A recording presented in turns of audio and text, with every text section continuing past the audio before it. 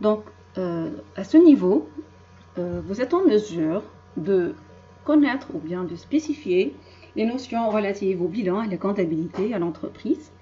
Également, d'identifier les principales rubriques du bilan, à savoir les actifs non courants, courants, capitaux propres, passifs, passifs non courants, passifs courants. Également, de connaître le principe de base du bilan qui est le principe d'équilibre total actif égale total capitaux propres et passifs. D'ailleurs, je vais commencer par ce point relatif donc à l'équilibre du bilan. Vous savez tous que l'entreprise entretient des transactions avec son environnement.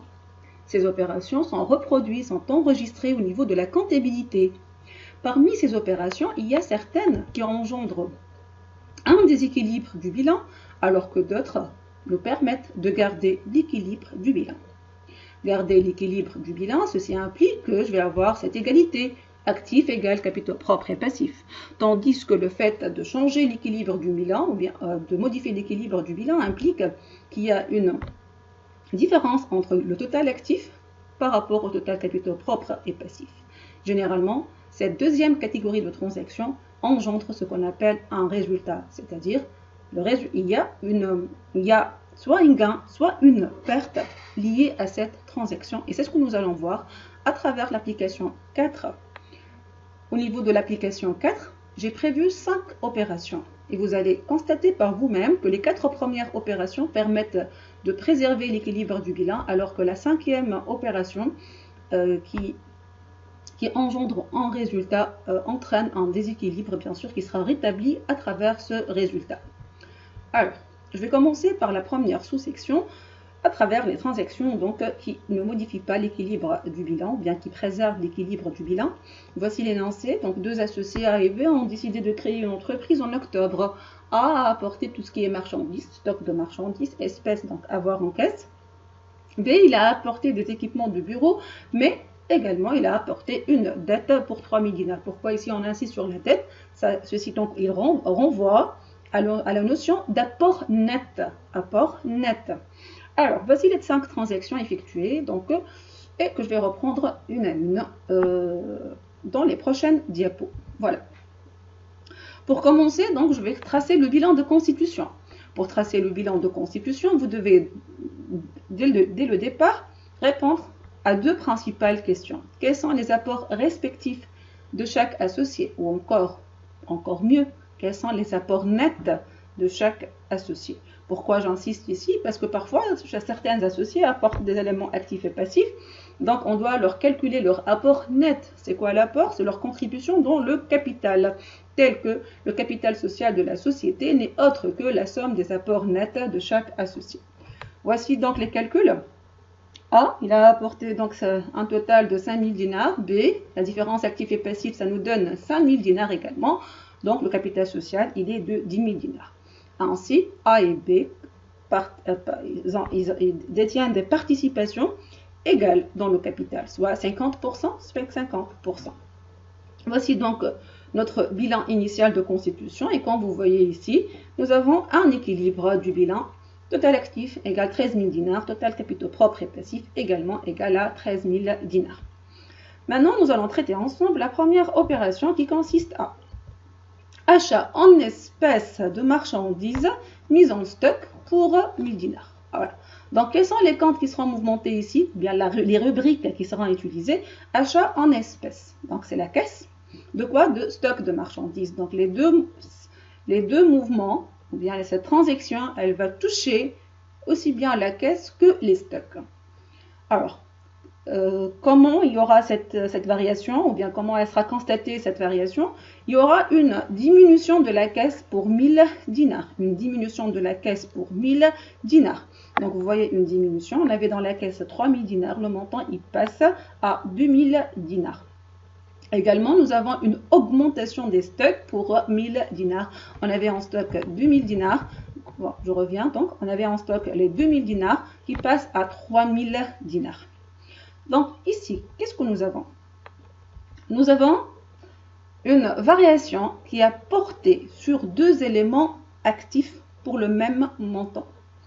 Les modifications, une diminution de la caisse par rapport à une augmentation des stocks. Tous les deux appartiennent aux actifs. comme vous constatez ici, le total bilan est inchangé. Le total bilan, c'est-à-dire les 13 000 dinars, demeurent les mêmes. Et nous avons l'équilibre du bilan également qui est préservé. On passe maintenant à la deuxième opération qui consiste à une transformation de la dette fournisseur en participation pour 2000 dinars. Je vais expliquer en quoi ça consiste.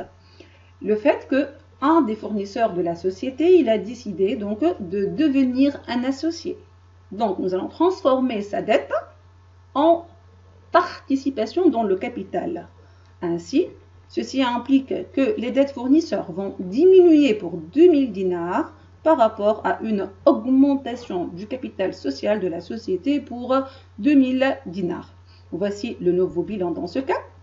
Mon capital social qui était de 10 000, il passe à 12 000, tandis que les dettes fournisseurs qui étaient de 3 000 vont diminuer et passer à 1000 dinars.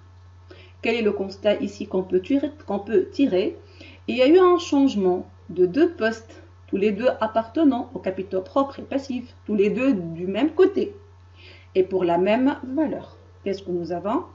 Un total bilan inchangé. Nous avons toujours les 13 000 dinars ici, un total bilan inchangé et l'équilibre qui est préservé. Donc, nous pouvons ainsi tirer la première conclusion. Les opérations qui touchent deux postes d'actifs, c'est-à-dire tous les deux appartiennent à l'actif, tel que les stocks et la caisse. Ou bien tous les deux appartiennent aux capitaux propres et passifs, tel le cas maintenant capital et fournisseur. Et pour un même montant, c'est-à-dire la même variation. Ces opérations préservent l'équilibre du bilan en gardant le total bilan inchangé. Alors, la première, préserver l'équilibre, c'est-à-dire j'ai toujours cette égalité actif égale capitaux propres et passifs. Maintenant, garder le total bilan inchangé, c'est-à-dire j'ai toujours le même total des actifs et le même total des capitaux propres et passifs. Vous allez mieux comprendre à travers les prochaines opérations ces changements. Je passe maintenant à l'opération 3. Au niveau de l'opération 3, on vous dit que la société elle a acheté à 90 jours une machine à écrire pour 500 dinars. La machine à écrire, c'est un équipement de bureau. Donc les équipements de bureau vont augmenter pour 500 dinars. Et à crédit, il s'agit là d'un compte de fournisseur d'immobilisation, un passif courant. Pourquoi j'ai dit un passif courant? Parce que l'échéance elle est de 90 jours, qui sera donc modifié également, ou bien qui va augmenter pour les 500 dinars. Donc ici, j'ai une augmentation du côté des actifs versus une augmentation des passifs, des dettes. Donc, pour le même montant, bien sûr, voilà, donc voici les deux comptes qui ont été touchés, les équipements et les dettes fournisseurs. La variation étant une augmentation respective de 500 dinars, un poste d'actif, un poste de passif. Comme vous voyez, le total bilan a changé, mais nous avons toujours l'équilibre. Le total bilan a changé. Tout à l'heure, on avait un total de 13 000 dinars. Le nouveau total maintenant, il passe à 13 500. Mais nous avons toujours l'équilibre du bilan, c'est-à-dire actif égale capitaux propres et passifs. Voici donc le troisième constat. Deux éléments, dont un poste d'actif, l'autre un poste de passif, variés pour le même montant. Le total bilan, oui, il a changé, tout à fait. Bon, il a changé, mais nous avons gardé, nous avons préservé l'équilibre du bilan. La quatrième opération maintenant. Alors, il s'agit d'un règlement d'une dette envers un fournisseur d'exploitation pour 600 dinars en espèces. Alors, quels sont les comptes concernés ou bien les rubriques concernées? La rubrique des fournisseurs d'exploitation par rapport à la caisse. Les dettes fournisseurs, elles vont diminuer pour 600 dinars et l'argent en caisse également, elle va diminuer pour 600 dinars. Voici mon bilan.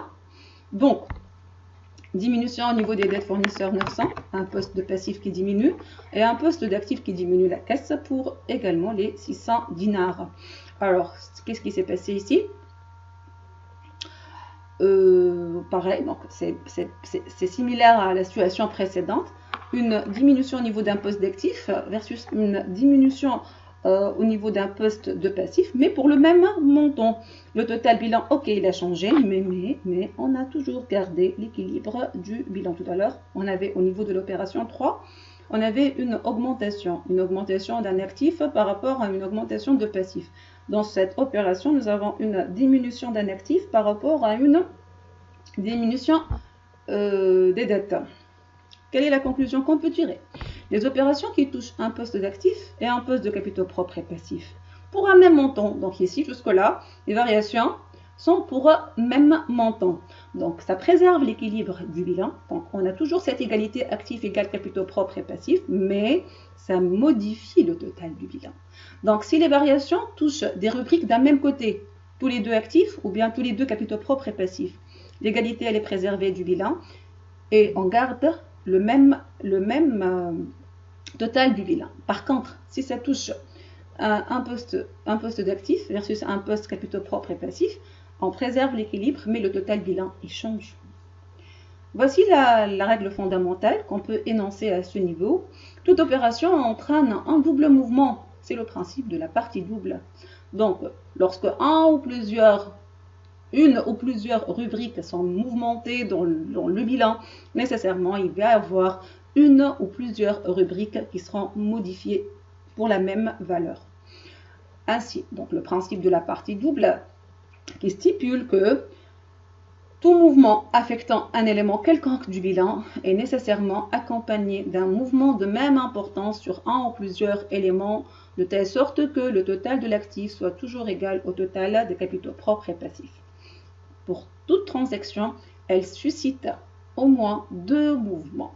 Toute transaction, toute opération, elle engendre une variation au moins au niveau de deux rubriques du bilan. Ça, c'est le principe de la partie double.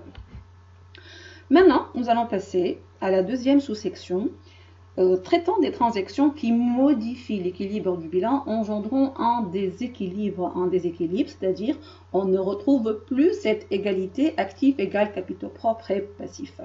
Voici donc l'opération 5 qui consiste à quoi? À une vente à crédit des tiers de marchandises détenues en stock pour 1200 dinars. Alors, la vente à crédit, ça renvoie au compte créance client. Ok? Vente à crédit, je vous ai déjà parlé du couple créance client, dette fournisseur. Donc, la vente à crédit, ok, donc c'est pour les clients. Vente de quoi? Des stocks. Donc, ici, intuitivement, les stocks ils vont diminuer alors que les créances clients vont augmenter. Sauf que, il y a un détail ici très important auquel vous devez faire attention. Les créances clients vont augmenter pour 1200, ça c'est la valeur de la vente. Tandis que les stocks, ils vont diminuer pour le tiers, parce que la vente, elle a porté sur les tiers. Les tiers des stocks, nous avons, si vous retournez donc vers les diapos précédentes, nous avions 3000 dinars en stock. Leur tiers, il correspond donc à 1000 dinars. Donc la diminution au niveau des stocks, elle correspond à 1000 dinars et non pas à 1200 dinars. Donc, je vais traduire ça autrement. J'ai vendu des stocks qui vaut 1000 dinars pour 1200 dinars. J'ai vendu des stocks dont la valeur elle est de 1000 dinars pour une valeur de 1200 dinars. Intuitivement, vous allez me dire que nous avons réalisé un gain. C'est une opération qui a généré un gain.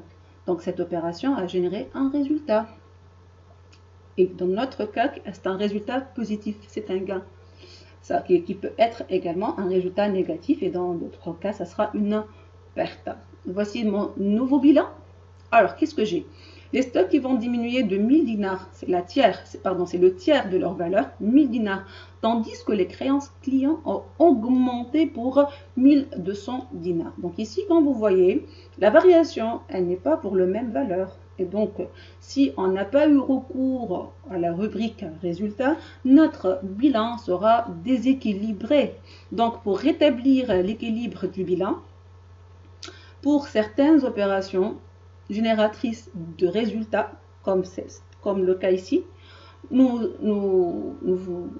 passons donc, voilà, ou bien nous allons utiliser la rubrique résultat au niveau du bilan pour enregistrer le résultat de la transaction. Dans notre cas, j'ai dit il s'agit d'un gain, mais ça peut être également parfois une perte, donc un montant négatif au niveau des capitaux propres. Ainsi, on peut conclure que les opérations qui modifient l'équilibre du bilan, elles sont généralement génératrices de résultats. Donc, il y a eu une variation de 2 postes d'actifs, mais pour un montant différent, 1000 et 1200 dinars. La différence, c'est le résultat de la transaction. Un résultat qui peut être positif comme il peut être négatif, qu'on enregistre du côté des capitaux propres. C'est ainsi qu'on rétablit l'équilibre du bilan. C'est ainsi qu'on rétablit l'équilibre du bilan.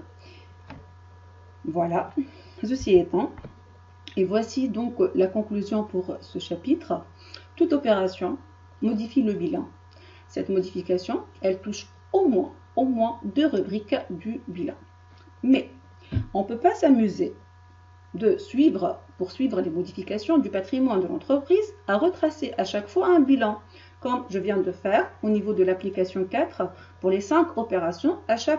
Suite à chaque transaction, il fallait que je dessine de nouveau le bilan, chose qui est lourde et difficile à mettre en œuvre en pratique. Pourquoi? Parce que l'entreprise, elle effectue une multitude de transactions tout au long de son existence. Et on ne peut pas s'amuser à chaque fois de retracer le bilan pour voir l'impact des transactions sur les rubriques du bilan, pour connaître de près le patrimoine de l'entreprise. Donc, on ne peut pas utiliser cette approche théorique qui demeure une simple approche explicative pour tracer ou bien pour montrer l'impact des transactions sur les rubriques du bilan. Ainsi, on renonce à cette démarche au profit d'une autre approche qui se base sur les comptes. Ainsi, les variations des rubriques, les augmentations ou bien les diminutions seront notées dans un tableau qui sera appelé le compte et qui fera l'objet de notre prochain chapitre. Merci pour votre attention.